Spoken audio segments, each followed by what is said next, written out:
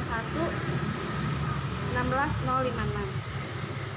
Saya dari Fakultas Tarbiyah dan Keguruan Pendidikan Agama Islam Universitas Islam Bandung. Di sini saya akan mempresentasikan hasil spesial saya yang berjudul Analisis terhadap pengelolaan program Tahsin Tilawah Al-Quran, studi kasus di Lembaga Pendidikan dan Pelatih Tilawah Al-Quran Baitul Quran. Adapun dosen pembimbing saya yang pertama yaitu Ibu Dr. Nandra Minawati, DRA MPD, dan dosen pembimbing kedua saya Arif Hakim MPD. Langsung saja ke latar belakang penelitian. Al-Quran merupakan kalam Allah yang diturunkan kepada Nabi Muhammad SAW melalui perantara malaikat Jibril. Membaca Al-Quran merupakan salah satu bentuk ibadah yang mendapatkan pahala. Allah Subhanahu wa Ta'ala mempunyai banyak cara untuk menjaga Al-Quran. Salah satunya dengan banyaknya para penghafal Al-Quran dan para muhsin di muka bumi ini. Dalam sebuah hadis Rasulullah SAW bersabda, "Khairukum man ta'allama Al-Quran wa 'allamahu." Dan sebaik-baik orang di antara manusia yaitu orang yang mau mempelajari Al-Quran dan mau mengajarkannya. Orang yang terbaik di muka bumi ini yaitu orang yang mau belajar Al-Quran dan mau mengajarkannya. Al-Quran merupakan kitab Allah yang bukan hanya harus dipahami isinya dengan baik, tetapi juga harus dibacanya dengan tartil. Seperti dalam Quran surat Al-Mujamil, "Warattilil Qur'ana tartila," dan bacalah Al-Quran itu dengan baik. Al-Mujamil ayat 4. Sementara menurut data dari 225 juta muslim, sebanyak 54% diantaranya termasuk kategori buta huruf Al-Quran. Oleh karena itu, dengan banyaknya metode pembelajaran saat ini diharapkan mampu memberantas buta huruf Al-Quran.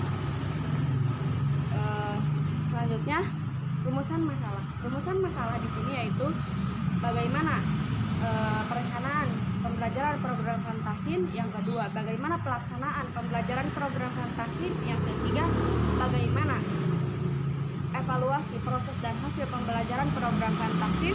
Yang ketiga yaitu bagaimana faktor pendukung dan faktor penghambat pembelajaran Tahsin. Adapun yang menjadi tujuan penelitian dalam penelitian ini yaitu yang pertama, untuk memperoleh data dari perencanaan pembelajaran program Tahsin melalui dokumen kurikulum. Yang kedua, untuk mengidentifikasi data terkait langkah-langkah pelaksanaan pembelajaran program Tahsin. Yang ketiga, untuk memperoleh data terkait proses dan hasil evaluasi dalam bentuk lembar cetak tajwid. Yang ketiga, yang terakhir, untuk menemukan data terkait faktor pendukung dan faktor penghambat. Adapun metodologi penelitian, pendekatan penelitian yang saya gunakan yaitu kualitatif dengan metode penelitian deskriptif analitik. Untuk teknik pengumpulan data, saya menggunakan observasi, wawancara, dan dokumentasi.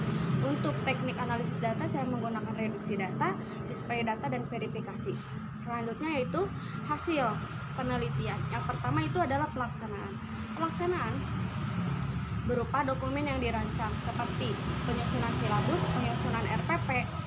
Silabus dan RPP disusun oleh pembina atau pencetus program Tahsinnya itu sendiri, sehingga guru tinggal menjalankan atau tinggal mengaplikasikannya dalam proses kegiatan pembelajaran. Kemudian pelaksanaan pembelajaran itu ada kegiatan awal, kegiatan inti, dan kegiatan akhir. Pelaksanaan pembelajaran yang digunakan di program Tahsin ini dengan cara teknik bilas, yaitu baca rumusnya, iramakan rumusnya, latih rumusnya, aplikasikan rumusnya, dan setorkan rumusnya. Yang terakhir yaitu evaluasi. Evaluasi ini yaitu ada evaluasi harian dan evaluasi tingkatan tahsin. Evaluasi harian yaitu dengan cara bertalaki, guru melihat bagaimana bagaimana kemampuan peserta didik atau keberhasilan dari materi yang diajarkan. Adapun contoh program pembelajaran Tahsin memiliki ciri khas yaitu 17 rumus baca Tahsin diiringi dengan gerakan yang berbeda. Adapun contohnya seperti ini. Rumus vokal 3M: membuka, menurunkan, memonyongkan. Al-jauf, rongga mulut yang keluar. Mad, bacaan panjang. Hurufnya alif setelah fathah, ya sukun setelah kasroh, waw sukun setelah dhamma, fathah berdiri, kasroh berdiri, dhamma terbalik di ayun 2 harokat. Baik, itu merupakan salah satu contoh dari 17 rumus baca fantasin yang dilaksanakan di Lembaga Pendidikan dan Pelatih Tilawah Al-Quran.